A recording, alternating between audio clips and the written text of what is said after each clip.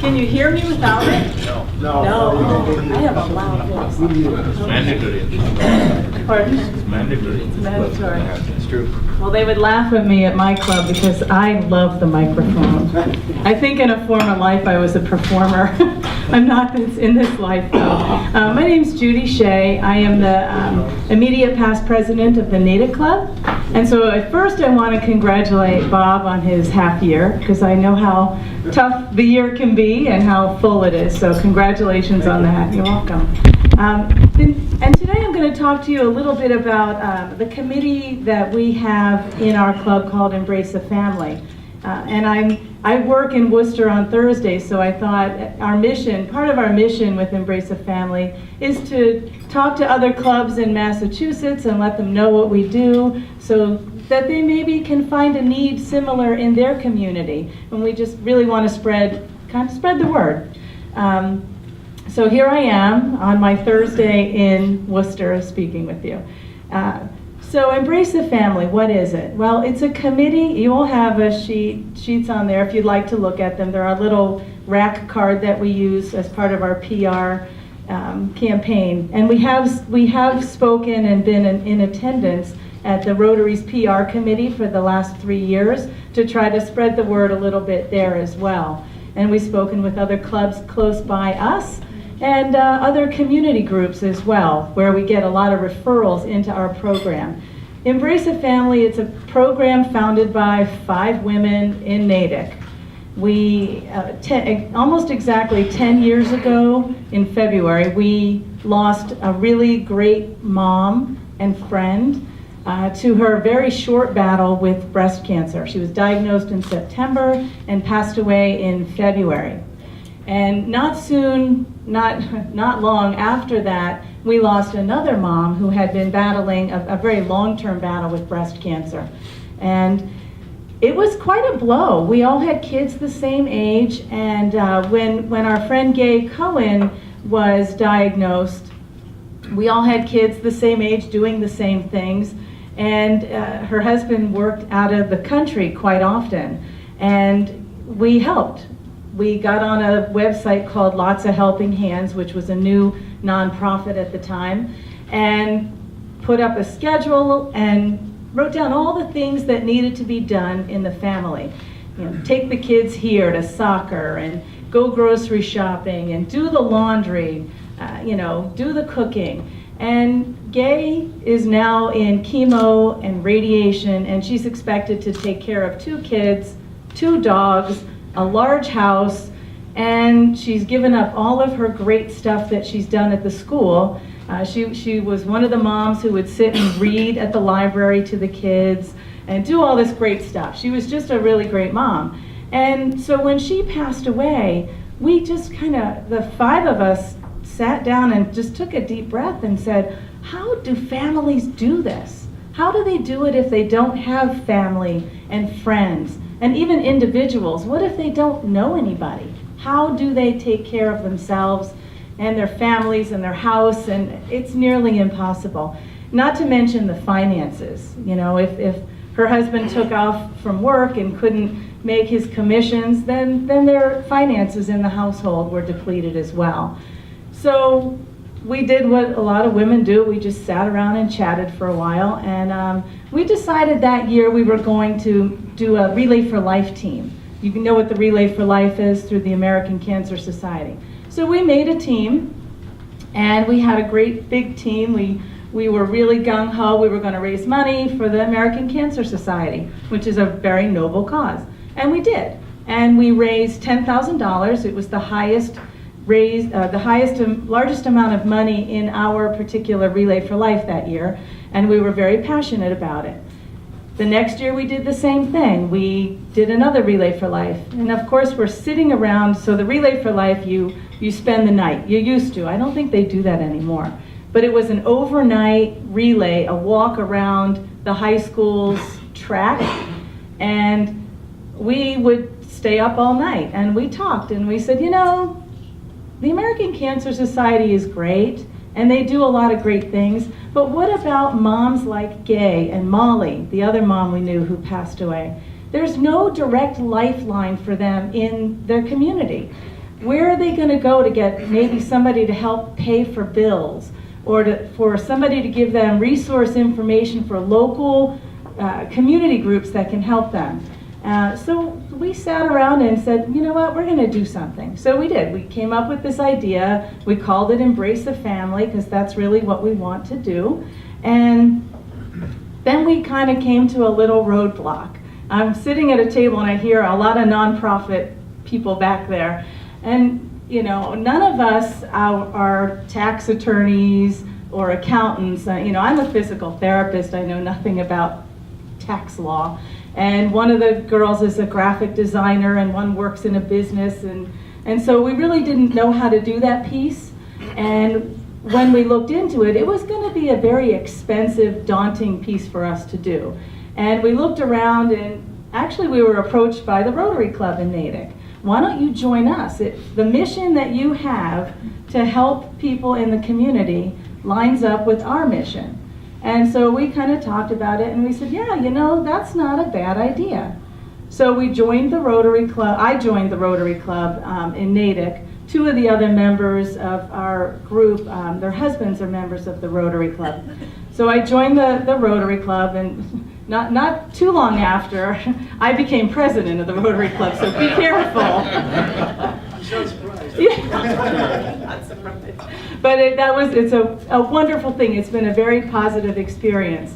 But with Embrace a Family, since we're all volunteers, you know, all the money that we get into Embrace a Family goes right back out into the community. And we have 3 goals. We want to help people financially, because, you know, it's really difficult to find a place that will help pay your electric bill if you are working and then you're not working, and how do you pay those bills? And so we wanted to be a lifeline financially for non-medical expenses. We wanted to also be a lifeline or a resource bucket for people when they needed information on, you know, my wife passed away, my children are sad, who do I access? And so we've found community partners for stuff like that. We also wanted to do prevention. And you say, well, how are you going to do prevention? You know, you're not a medical center.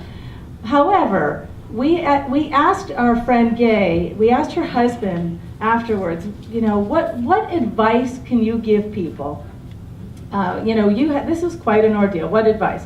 He said, every woman needs to get a mammogram, you know, and this is going to help. So we said, okay, well, we're going to have to figure that one out. So I'll start with that one. We do bring Dana-Farber's mammography van to Natick every year, and we have for the last 6-7 years. And it's been so popular and so successful that Dana-Farber asked us if we could bring it back twice this year, because we have a lot of women who want to get their mammograms on the van because it's easy, it's convenient, you don't have to wait 6 months for your appointment. We put out a community notice, and we have 2 community partners that send letters out, and we can sign them up right away, and it's a pretty fast and easy process. And they have very up-to-date digital equipment on the van, so it's a good thing. And we are kind of the only community partner that they have that is not a medical center or a corporate entity. So we are just a community group that they come in, and we do all the legwork. We get all the names, and we do the pre-registrations and then send them in. So that's our way of doing prevention. And we have a couple of other things in the works. There are 2 other vans that come out and do screenings that we've been working on to try to bring them out as well. So the resource piece was the second piece. These are the 2 smaller pieces, I will say. The resource piece is basically finding community partners that can help us out when someone needs something. For instance, we have 2 community partners that provide some really great, we have more than 2, but these 2 I'll just tell you about. One is Neighbor Brigade. Now, I don't know if they have a chapter in Worcester. Have you heard of Neighbor Brigade?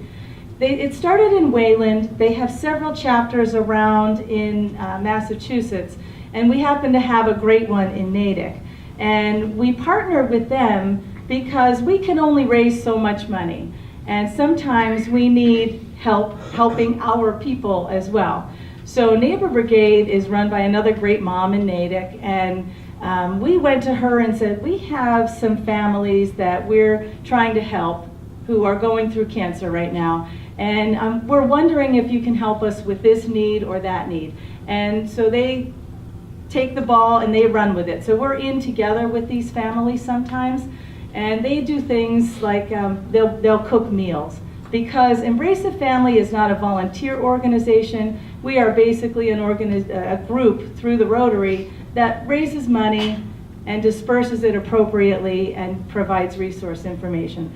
So Neighbor Brigade will act as a volunteer organization and go out and deliver meals and do just about anything that we can't do. So they've been a great community partner for us. There's another nonprofit called Jeff's Place, and we send a lot of people to Jeff's Place, and we also get a lot of information from Jeff's Place, and it basically deals with bereavement. They don't deal just with cancer, but bereavement in general. And more detail, they do a great job with children. So we partner with them. Let's see. What else do we do? We have a lot of other community partners. We partner with the Natick Service Council and the Council on Aging. We've met with a lot of the hospitals in the area. Metro West has 2 hospitals and a big cancer care center in Framingham. We've met with Newton Wellesley, who now also has a cancer center, and they've had it for a few years. And we meet with their social workers.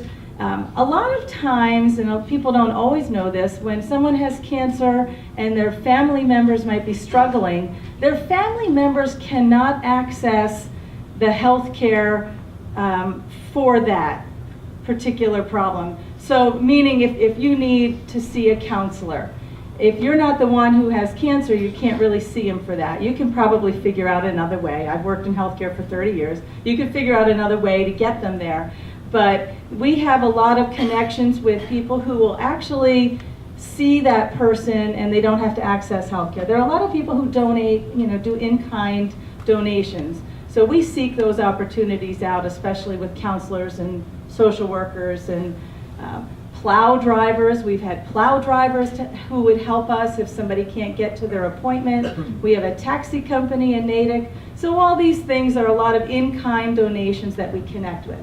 The biggest thing we do is raise money, and we give it away, pay bills in the form of paying bills, non-medical bills. And we have all kinds of different needs that people come to us.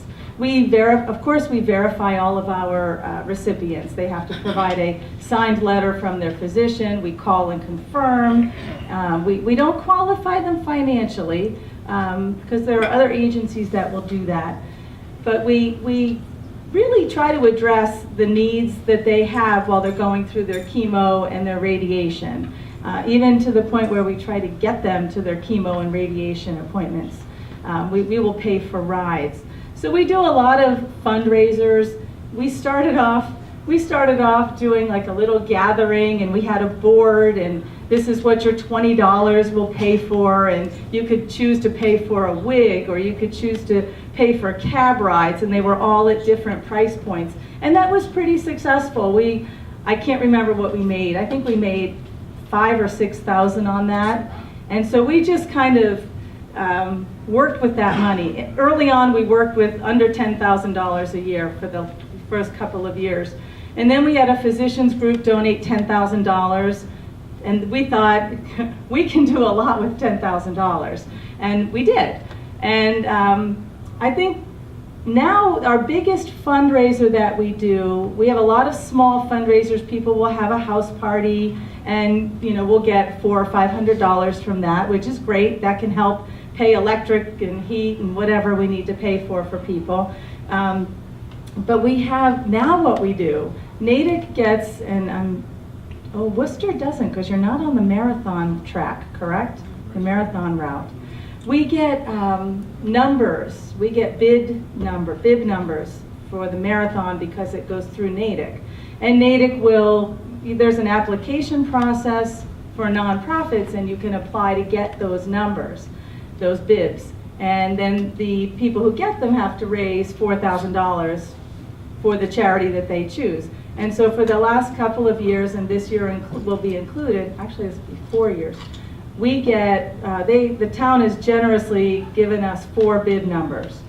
So that has been our largest source of fundraising to this point. So the individuals will fundraise on their own. We will meet with them because we want to help them if we can. And we get that chunk every year. Plus we've done things like a yard sale. We made $4,000 each on 2 yard sales we had. So I think to date we've raised close to $140,000, which doesn't seem like a lot, but $140,000 to 55 families is a lot of money.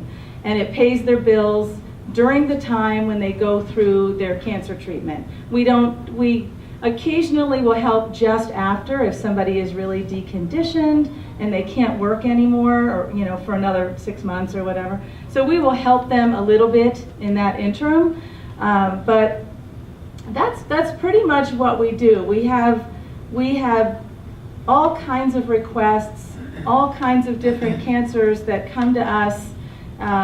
The most common requests that come to us are paying bills, utility bills, and food, because a lot of people are on special diets when they're going through their cancer treatment, so we try to help them with that. They might want to go all organic or whatever, so we help them with that.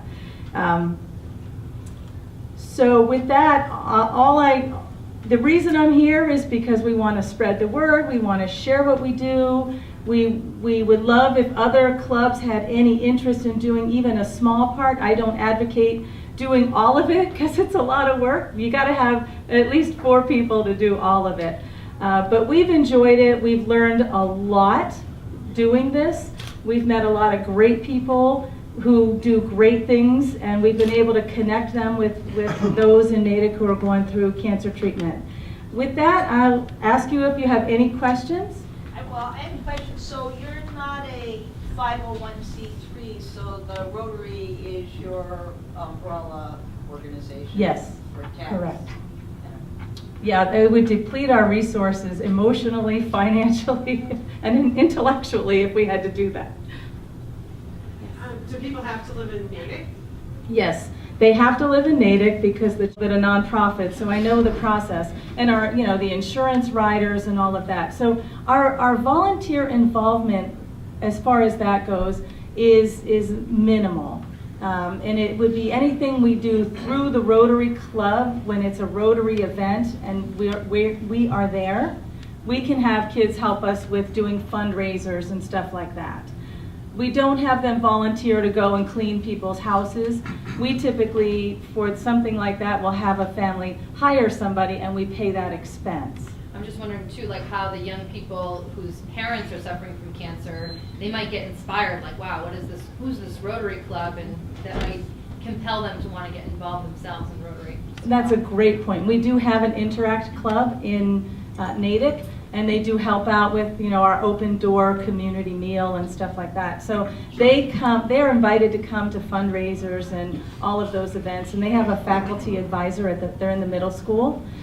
We had it transition to the high school, but that child left and went to a private school. So we keep it going at the middle school level. So I think it's a great point, and we would love to get kids involved more. And they do help with fundraisers. We have the Natick Softball League does a fundraiser for us every couple of years. And we have a lot of kids and students involved with that, with the food and helping out with, they sell sodas all around, not beer, sodas, all around, and we'll go from team to team. So we try to get them involved as much as we are able to within our limitations. Thank you. Yes? Great program, wonderful presentation. Just one observation. Mammograms are not prevention, they're early intervention.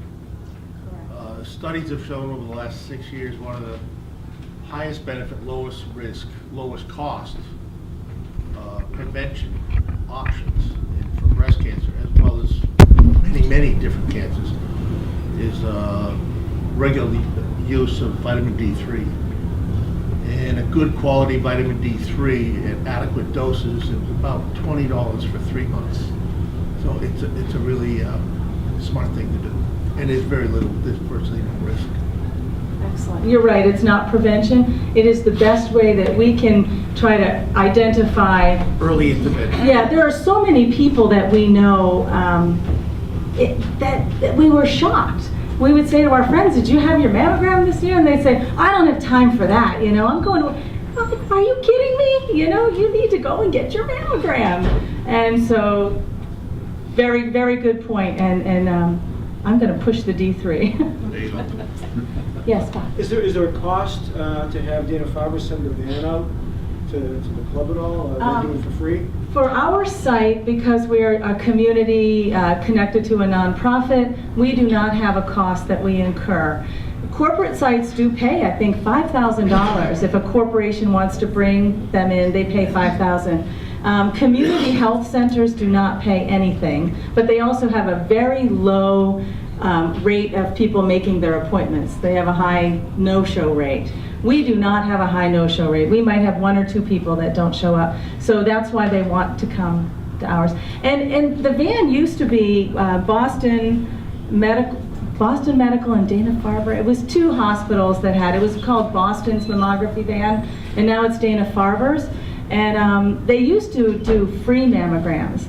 But however, with the law being passed in the state that you have to have medical insurance, they no longer do free mammograms. Once in a while, they will, but they will, you know, the person has to agree then to sign up for health care because they assume all that financial risk if something shows up. So we still fill it, and we're going to fill it twice this year. So the individual coming in for a mammogram has to have health insurance to... They do now, yes. Anybody else? Well, thank you for listening. Thank you very much, and thank you for having me today.